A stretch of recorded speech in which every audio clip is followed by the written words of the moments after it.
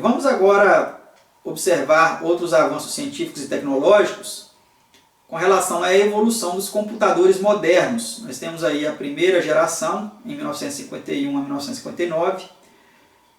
Os computadores de primeira geração funcionavam por meio de circuitos e válvulas eletrônicas, possuíam um uso restrito, além de serem imensos e consumirem muita energia. Um exemplo é o ENIAC, Electronic Numerical Integrator and Computer, que consumia cerca de 200 kW e possuía 19 mil válvulas. Nós temos aí uma ilustração do mesmo, né? Ocupava uma sala enorme, né? Eram muitas máquinas aí. Então essa foi a primeira geração dos computadores. Vamos ver a segunda geração agora, que foi de 1959 a 1965. Ainda com dimensões muito grandes, os computadores da segunda geração funcionavam por meio de transmissores, os quais substituíram as válvulas que eram maiores e mais lentas. Neste período já começam a se espalhar o uso comercial. E a terceira geração, 1965 a 1975. Os computadores da terceira geração funcionavam por circuitos integrados.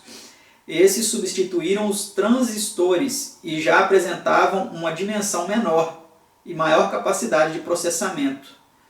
Foi nesse período que os chips foram criados e a utilização de computadores pessoais começou. Tá? E vamos para a próxima e última geração, a quarta, de 1975 até os nossos dias. Com o desenvolvimento da tecnologia da informação, os computadores diminuem de tamanho, aumentam a velocidade e capacidade de processamento de dados. São incluídos os microprocessadores com gasto cada vez menor de energia. E nesse período, mais precisamente a partir da década de 90, há uma grande expansão dos computadores pessoais. Tá certo? Temos aí na imagem seguinte a evolução, né? Dos computadores, que foi algo realmente notável aí na história da humanidade, nos avanços científicos e tecnológicos, em cumprimento aí às profecias também. Temos aí em seguida uma imagem já de um computador bem moderno, né, com uma CPU aí bem reduzida e seu teclado aí já separado, não tão grande quanto os primeiros, e o mouse aí também, que foi uma invenção posterior, né? E nós temos aí já também até a invenção dos computadores touchscreen, que você não precisa de um mouse, se você não quiser usar um mouse, você toca diretamente na tela, né? Foram inventados aí também posteriormente computadores menores, mais práticos, né? Os chamados notebooks, e também os netbooks, né, conhecidos como netbooks, que são menores ainda que os notebooks, né? Temos aí mais uma imagem dele, dos netbooks, cabendo aí até na palma das mãos, né? E computadores aí de notebooks aí de vários modelos, né? Podendo ser carregados aí facilmente em mochilas, de um lado para o outro, com alta resolução de tela também. E hoje aí a pergunta qual notebook comprar é até uma dúvida para muitas mentes, de tantas opções que existem, né? Até mesmo aí alguns que foram inventados se transformando em tablets, que foi uma outra invenção, vamos ver mais posteriormente aí, podendo ser removidos aí da sua parte do teclado, né? Podendo inverter a tela, ser removida e rodar em várias posições. Nós temos aí outras invenções do século XX para o XXI, o Walkman, na década de 1980, que foi ainda no século XX, o Discman, na década de 1990, também no século XX ainda, e no século XXI o iPod. Os meios então aí de escutar músicas, eles foram evoluindo do Discman para logicamente que aparelhos de uso pessoal, né? O Discman, o Walkman na década de 80, o Discman na década de 90, e a partir dos anos 2000 o iPod, né? Sendo armazenadas aí músicas por meio de dados e não com dispositivos físicos como a fita cassete e o CD, né? Temos aí outras invenções aí, outros meios de armazenamento de dados, o disquete, né, de 1970 aos anos 2000 foram amplamente utilizados aí, mas eles eram muito frágeis e podiam ser danificados aí de forma muito fácil, né, se aquela partezinha preta dele fosse tocada, alguma coisa desse tipo. Então os meios de armazenamento de dados eles foram evoluindo para o pendrive nos anos 2000 e 2001. Foi até mesmo inventado aí esse MP3 pendrive, em 2005 mais ou menos. Eu tenho um desse até hoje, né, que ele funcionava como rádio, como MP3 para escutar músicas aí no formato de arquivo de MP3 e também para armazenamento de dados aí no pendrive. E também os meios de armazenamento de dados eles foram evoluindo aí com o HD externo de 1 TB, você podendo guardar uma infinidade de arquivos aí num aparelhinho pequeno desse, né? E também temos aí a promessa, ele não está largamente sendo utilizado agora, mas já foi aí produzido e inventado o cartão de memória de 128 GB, né? Nós temos cartões de memória com capacidades menores, mas aí é uma promessa de que o HD externo estará com os dias contados, porque os meios de armazenamento de dados eles serão cada vez mais sofisticados para pequenos dispositivos como cartão de memória, né? Pequeno cartão de memória. E aí até o de 1 TB. Esse de 128 GB, se eu não me engano, ele já está disponível, mas esse de 1 TB ainda não, né? Cartão de memória de 1 TB. Mas não bastasse tudo isso, a capacidade de armazenamento de dados por meios físicos, nós temos aí também o armazenamento de dados na chamada nuvem. A palavra nuvem hoje é um sinônimo de armazenamento de dados aí na internet, né?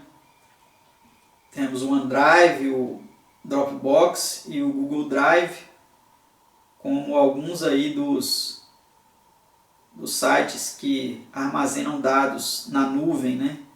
Para que você, onde estiver, possa acessar de forma fácil tudo isso aí.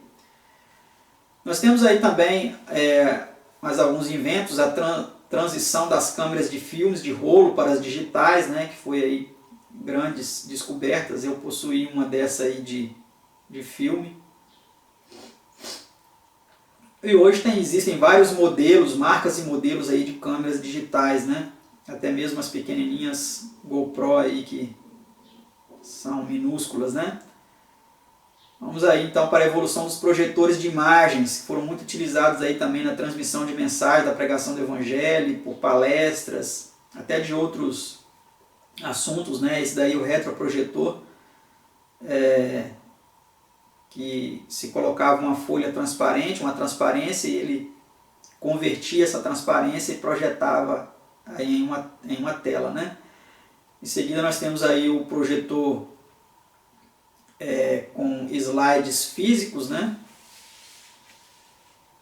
Aí uma outra imagem dele, com aí a bandejinha para o acondicionamento dos slides, e aí um outro até de forma circular, né? Um retroprojetor antigo que foi muito utilizado e hoje é uma peça de museu porque foram substituídos por esses aí, né? Os projetores de imagem atuais que nós temos aí. Esse aí é uma modernidade que foi trazida aí para o mercado, projetores com o Android e Wi-Fi. Mas existem outros anteriores a esse, né, que foram inventados. Nós temos aí outros avanços do século XX para o XXI, os aparelhos de televisão, né, os antigos aí, mostrando a evolução deles, até chegar dos tubos, as imagens, as TVs de tela plana, como essa que você está vendo aí, né, na transmissão desses slides. Nós temos aí também a evolução dos aparelhos de telefonia fixa, né, os telefones fixos, desde 1876 até 2012, E praticamente quase ninguém hoje usa isso, a não ser as empresas, né? Que tem os telefones fixos e algumas residências, mas hoje os mais utilizados são esses aí, que são os aparelhos celulares, desde 1956, com esse grandão aí, esse tijolão aí, né? Até os dias de hoje foram evoluindo aí, até reduzirem o tamanho e aumentarem as funcionalidades. Então aí mais uma imagem para mostrar para nós um pouco mais dos avanços tecnológicos. Esse tijolão aí no início ele era 1G, podendo fazer apenas ligações. Depois foi inventada aí a rede 2G, que não somente fazia ligações, mas também mandava mensagens. Por isso 2G, né? 1G era somente ligação, 2G era ligações e mensagens de texto. E aí o 3G sendo utilizado agora não somente ligações e mensagens de texto, mas também a utilização da internet nos smartphones, né? A rede 4G aumentando aí essa utilização da internet. E aí a próxima que está sendo grandemente ventilada na mídia agora é a utilização da rede 5G, que vai ser a internet das coisas aí em tudo, né? Nos carros, nas casas, em tudo será movido a internet, né? Nós temos aí uma ilustração interessante, né? Uma grande biblioteca com vários livros e muitos desses livros podendo caber num simples aparelho desse que foi inventado aí, o Kindle, que é o livro digital, em 2007, né? As pessoas poderiam transportar aí vários livros e ler nesse dispositivo. Depois aí do Kindle, inventaram o iPad em 2010, podendo aí usar não só a função de ler livros, mas ver filmes, uma série de outras coisas, vídeos, e usar a internet, várias coisas, né? Nós temos aí um grande avanço do século XXI, que foi a conclusão do mapeamento genético, o DNA, né, em 2007, que foi aí uma grande descoberta da ciência, né? Outra invenção aí do século XXI, o primeiro smartphone, o BlackBerry, em 2002, depois o iPhone em 2007, né? E hoje nós temos aí a popularização e proliferação de smartphones das mais variadas marcas, dos mais variados preços. A comunicação instantânea na palma da mão hoje é uma realidade, né? Com o surgimento também e uso massivo das redes sociais, como o Facebook, o próprio YouTube, né? O Twitter, Snapchat, Google+, Instagram, LinkedIn, WhatsApp, Pinterest e vários outros, né? Então a popularização e a proliferação também de aplicativos e seu uso no dia a dia, né? Aí com as famosas lojas de aplicativos da Microsoft, da Apple e da Google Play, né?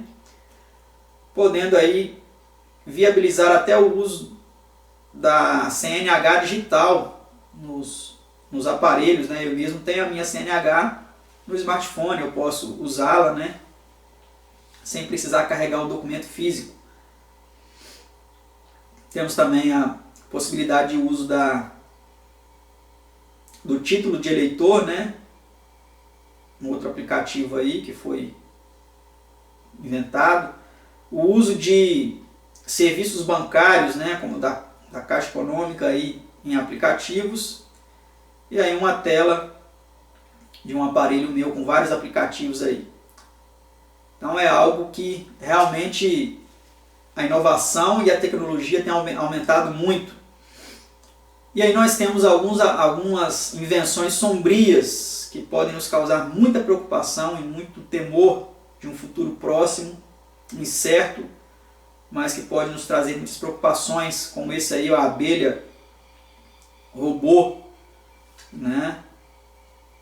Cães robô militares.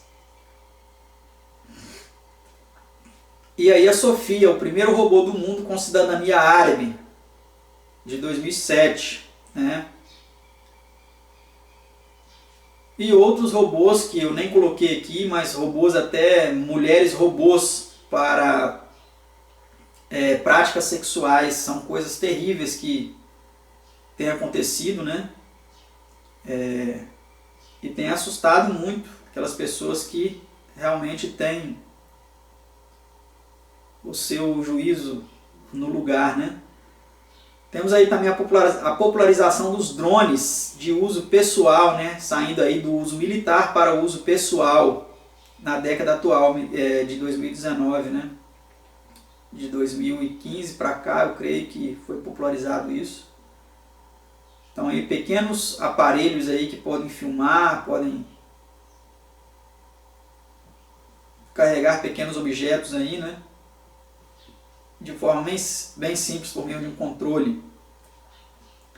E invenções também muito sombrias, como da inteligência artificial e o reconhecimento facial, aí onde as empresas podem utilizar desse recurso para aí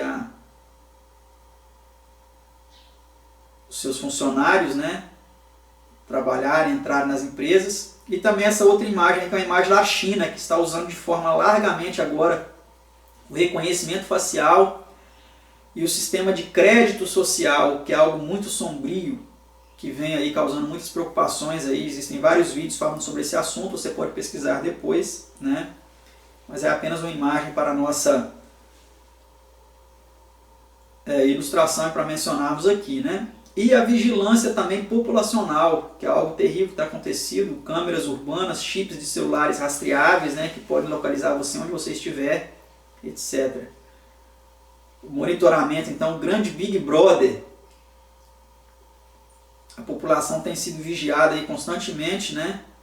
E o seu celular mesmo pode ser utilizado para vigiar você onde você estiver, através dessas grandes torres aí que captam a sua localização, né?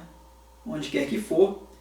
E uma mais sombria ainda, a vigilância populacional por meio de microchips, que aí é um meio mesmo de dominar cada ser humano aí, terrível, que é algo que tem assustado muitas mentes aí, né?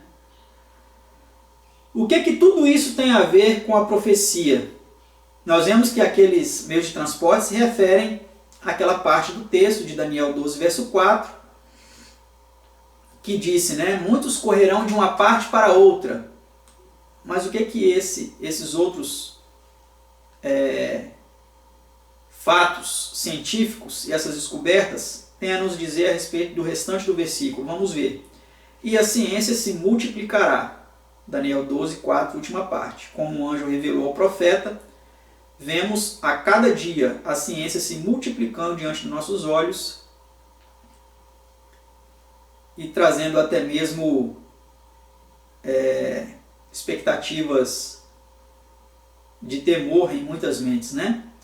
As estimativas indicam que o conhecimento da humanidade em 1800 dobrava a cada 100 anos, em 1900 a cada 50 anos, em 1970 a cada 10 anos e em 2000, nos anos 2000, cada 5 anos, né, foram reduzindo aí a quantidade que dobrava o conhecimento. E hoje, a cada 18 meses, e as estimativas são de que em 2020, a cada 73 dias, o conhecimento vai dobrar.